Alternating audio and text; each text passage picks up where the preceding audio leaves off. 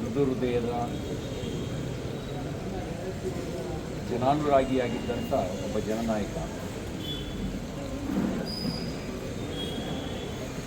ರಾಜಕಾರಣದಲ್ಲಿ ಜಾತೀಯ ಪ್ರಾಮುಖ್ಯ ಪಡಿತಿರುವಂಥ ಕಾಲಘಟ್ಟದಲ್ಲಿ ಅದನ್ನು ಮೀರಿ ಜನಪ್ರೀತಿಯನ್ನು ಸಂಪಾದನೆ ಮಾಡಿ 2 ಬಾರಿ ಶಾಸಕನಾಗಿ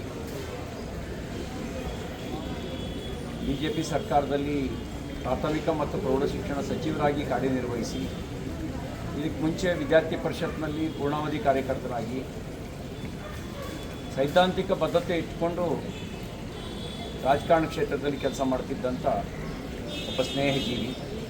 ಯಾರು ಬಂದು ಪ್ರೀತಿಯಿಂದ ಮಾತಾಡಿಸ್ತಕ್ಕಂಥ, ಆಗುವ ಕೆಲಸಗಳನ್ನು ಮಾಡಿಕೊಡ್ತಕ್ಕಂಥ, ಸತ್ಯದ ಪರವಾಗಿದ್ದಂಥ ಒಬ್ಬ ಸ್ನೇಹಿತನನ್ನು ಕಳ್ಕೊಂಡಿದ್ದೀವಿ. ವೀಣಕ್ಕ ಹಿಂದೂ ಸೇವಾ ಪ್ರತಿಷ್ಠಾನದಲ್ಲಿ ಪೂರ್ಣಾವಧಿ ಕಾರ್ಯಕರ್ತೆಯಾಗಿ ಕೆಲಸ ಮಾಡ್ತಾ, ಆಮೇಲೆ ಇವರ ನಾಗೇಶ್ ಅವರ ಧರ್ಮಪತ್ನಿಯಾಗಿ ಅವರು ಕೂಡ ಈ ಒಂದು ಸಾರ್ವಜನಿಕ ಸೇವೆಗೆ ಇವರಿಗೆ ಶಕ್ತಿಯಾಗಿ ನಿಂತವರು.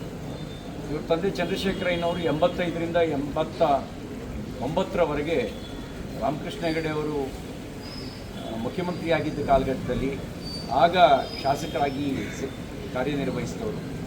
ಇವ್ರ ಮನೆ ಯಾವಾಗಲೂ ಈಗಲೂ ಅಷ್ಟೇ, ಮನೆಯಲ್ಲಿ ಊಟ ಮಾಡದೇ ಇರುವಂಥ,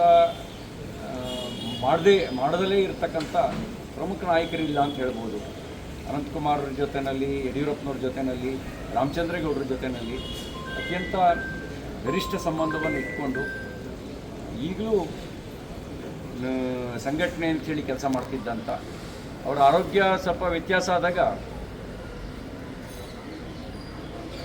ಎಲ್ಲರೂ ಹೇಳ್ತಿದ್ದೇನು ಅಂದರೆ, ಬೈಠಕ್ಕಿನ ಸುದ್ದಿ ಏನಾದ್ರು ತಿಳಿದು ಬಿಟ್ಟರೆ, ಮೀಟಿಂಗಿನ ಸುದ್ದಿ ಗೊತ್ತಾದರೆ ತನ್ನ ನೋವಿನ ನಡುವೆನೂ ಎದ್ದೋಡು ಬಂದುಬಿಡ್ತಾನೆ, ಅವ್ರಿಗೆ ಹೇಳಲೇಬೇಡಿ ನಾಗೇಶಿಗೆ ಅಂತ ಹೇಳೋರು.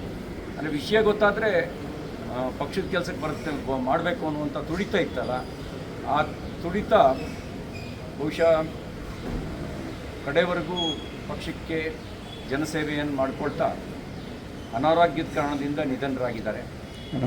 ಅವ್ರ ಕುಟುಂಬಕ್ಕೆ ಅವ್ರ ನಿಧನದ ದುಃಖವನ್ನು ಭರಿಸ್ತಕ್ಕಂಥ ಶಕ್ತಿಯನ್ನು ಭಗವಂತ ದಯಪಾಲಿಸಲಿ, ಅವರ ಆತ್ಮಕ್ಕೆ ಸದ್ಗತಿ ದೊರಕಲಿ ಅಂಥೇಳಿ ನಾನು ಪ್ರಾರ್ಥಿಸ್ತೇನೆ. 59ರಲ್ಲಿ ಅವರು ಹುಟ್ಟಿದ್ದು, ಬಹುಶಃ ಇದೊಂದು 66ನೇ ವರ್ಷ,